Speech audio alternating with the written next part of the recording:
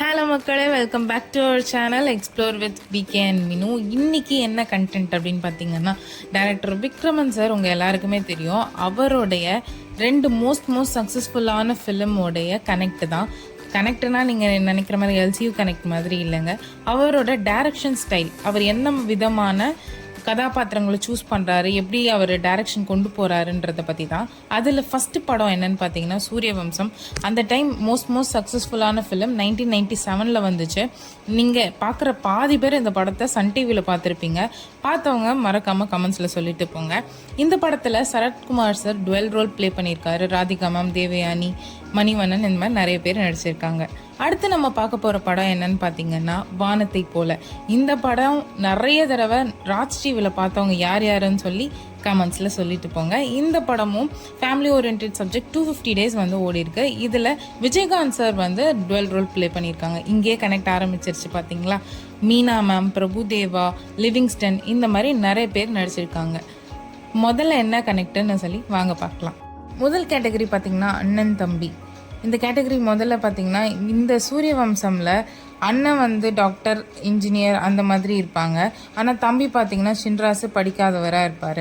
இதுவே வானத்தை போல் எடுத்துக்கிட்டிங்கன்னா, ஒரு தம்பி வந்து போலீஸாகவும் இன்னொரு தம்பி வந்து டாக்டராகவும் இருப்பார். பட் அந்த கேரக்டர் முத்துன்ற கேரக்டர் வந்து படிக்காதவராக காமிச்சிருப்பாங்க. அடுத்த கேட்டகரி பார்த்திங்கன்னா மரியாதை. சூரியவம்சத்தில் சரத்குமார் சார் சின்ராசா ப்ளே பண்ணியிருக்கிற ரோலில் பார்த்திங்கன்னா அவங்க அப்பாவுக்கு ரொம்பவே மரியாதை கொடுப்பாரு. அவங்க அப்பா சொல்கிறத தட்டவே மாட்டார்.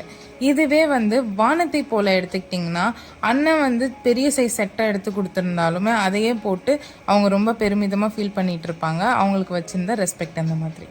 அடுத்து பார்த்திங்கன்னா காதல் பாடல். சூரியவம்சமில் சேராத ஹீரோயினுக்கு வர பாடல் வந்து ரோசாப்பூ சின்ன ரோசாப்பூ அப்படின்னு சொல்லிட்டு ஒரு பாடல் வரும். இந்த ஹீரோயின் கூட வந்து சின்ராஸ் வந்து சேரவே மாட்டார். அடுத்து பார்த்தீங்கன்னா வானத்தை போலையிலும் வந்து மைனாவே மைனாவேன்னு ஒரு சாங் வரும். இந்த இதுலேயும் வேலுசாமின்ற கேரக்டர் வந்து அந்த ஹீரோயின் கூட சேர மாட்டாங்க.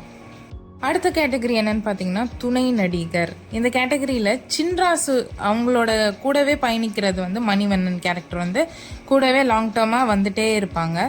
அதே மாதிரி தான் வானத்தை போலில் பார்த்தீங்கன்னா ரமேஷ் கண்ணா அவங்க வந்து முத்துன்ற கேரக்டர் கூட வந்து ரொம்ப ஃப்ரீக்வெண்ட்டாக வந்துட்டே இருக்கிற மாதிரி காட்டியிருப்பாங்க. அடுத்த கேட்டகரி சோக பாடல். இந்த கேட்டகரியில் என்ன பார்த்தீங்கன்னா, அதே ரோசாப்பூ சின்ன ரோசாப்பூ சாங் வந்து சூரியவம்சத்தில் தேவயானி வந்து அவங்க ரொம்ப டிஸ்ரெஸ்பெக்டிவாக நடத்திக்கிட்டு இருப்பாங்க. அப்போ இந்த சாங் வரும்.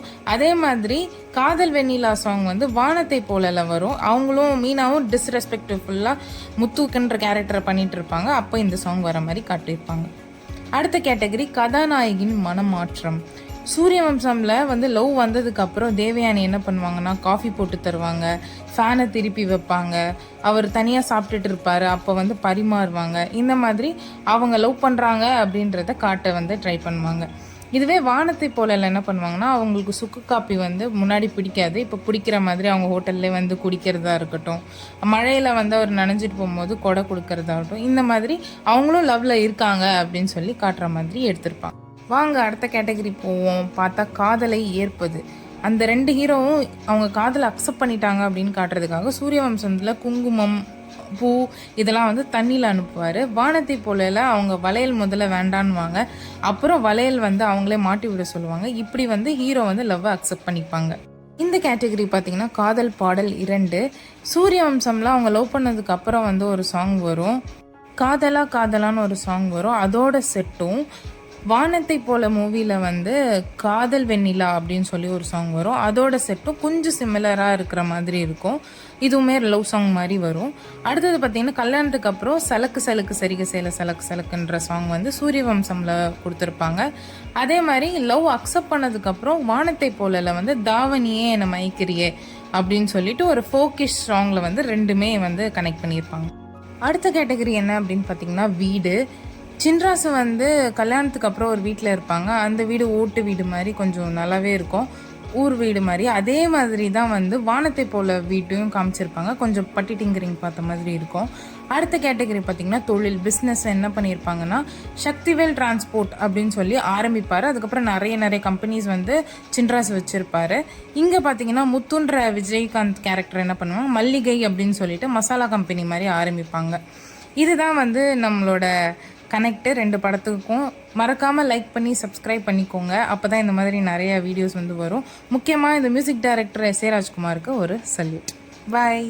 இந்த ரெண்டு படத்துக்குமே வந்து நம்ம எஸ் ஏ ராஜ்குமார் சார் தான் மியூசிக் பண்ணியிருக்காரு. இந்த ரெண்டு படமுமே மியூசிக் ஆல்பம் வந்து செம ஹிட்டு.